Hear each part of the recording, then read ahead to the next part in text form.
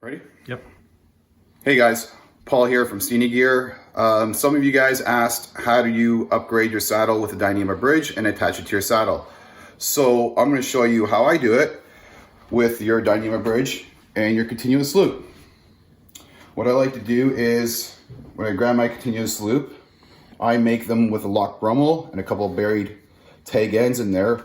That little knot there from the lock Brummel is my halfway point. So that's my guide of when I set this thing all up.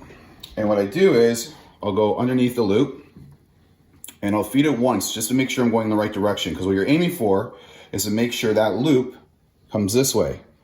So when you're pulling into the saddle, it's got some resistance there.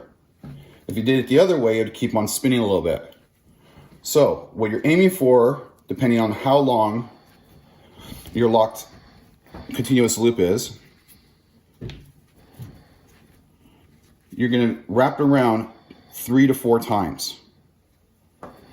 And that means go underneath and back through that loop. That's number 2. And try to keep them as neat as possible. So you end up with 2 wraps on one end, 2 wraps on the other. And then you go number 3.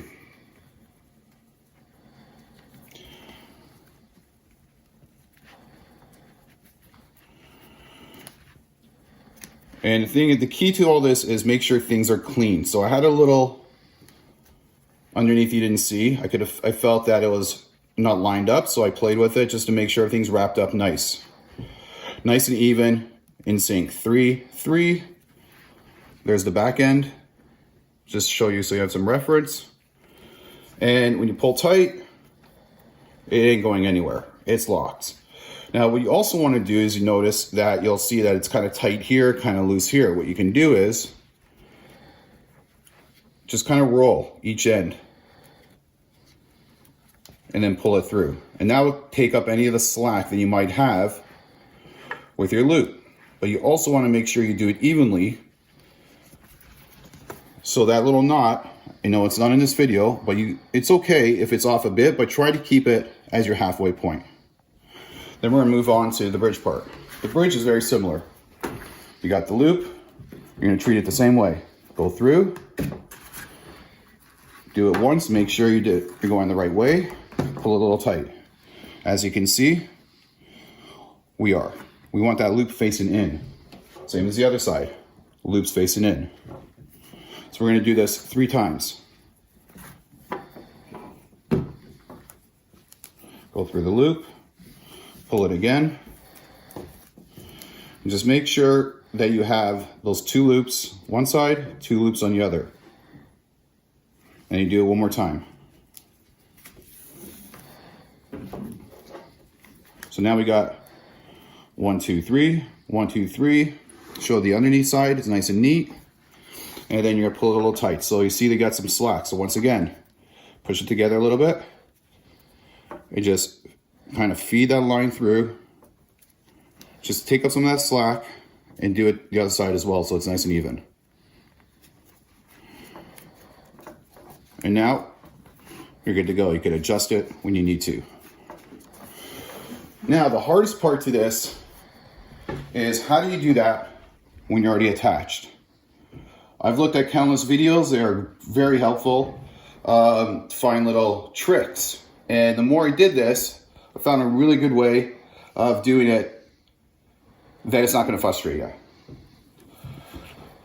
If you go from the top end of the loop, give yourself a lot of line because you're going to need it. And you're going to wrap it underneath once and you're going to see like that. What you want to do is take the loop end and kind of make a wrap, as you can see, like this. This is going to help you get those wraps of a prusik knot. Then you're going to do it again. You're going to feed this through and you're going to take this and you're going to wrap it.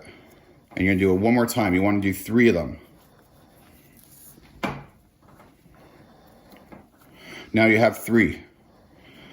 Ideally, you want to keep this 3 loops as close to the end as possible.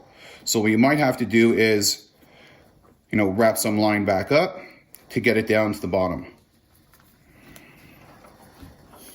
Because if you don't do that, you're going to be taking up all the slack end from the other side, which you're going to need to finish off your prusik knot. Now, pull some line through so you have some rope to play with. And make sure that you notice that this rope is going to go over the bottom as well as the other side. And then you go underneath. And then you're going to force a little loop. And then you're going to do it one more time.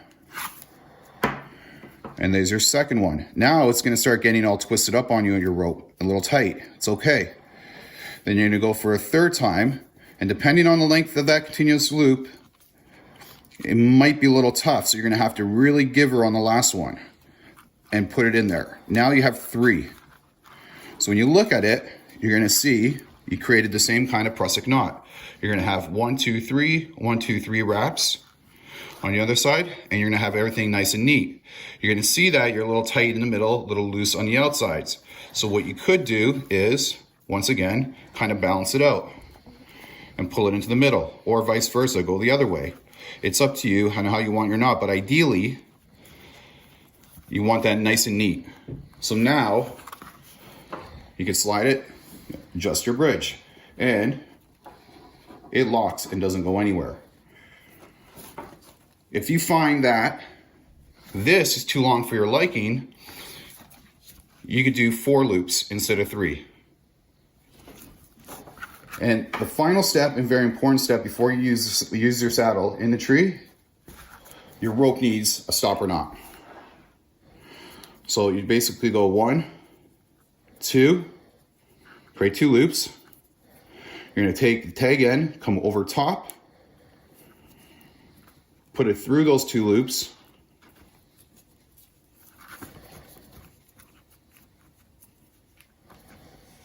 you got your stopper. This is going to prevent that from coming through. So if you do adjust in the tree, you go too far, you won't slide out. That ain't going anywhere. And you're good to go.